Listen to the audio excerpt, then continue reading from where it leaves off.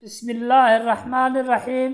الحمد لله رب العالمين، والصلاة والسلام على أشرف المرسلين سيدنا ومولانا محمد صلى الله عليه وسلم. السلام عليكم ورحمة الله وبركاته. وحنا هلكن كسلام يا دمان صومالي محمد ميل والبي جوغان.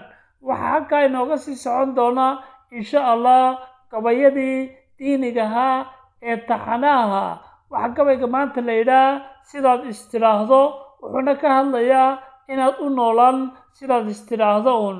wuxuuna ku bilaabmayaa insha allah sidaad istiraahdo uunbaad u dhaqmi, amarka maskaxda ku siiso uunbaad erayo uga hadli afka, adimadana socodsiin.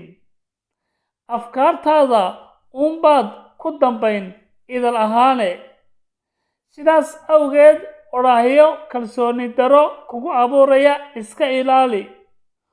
uurka ka fiicnow, niyaddana u sheeg khayr.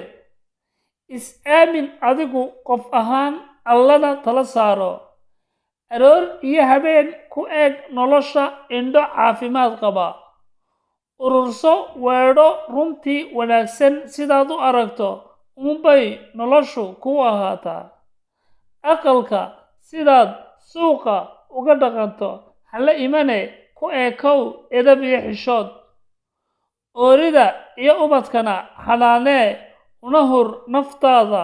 aqoonso inaad aabbo mas-uula aad tahay. waad mahadsantiin dhammaantiin.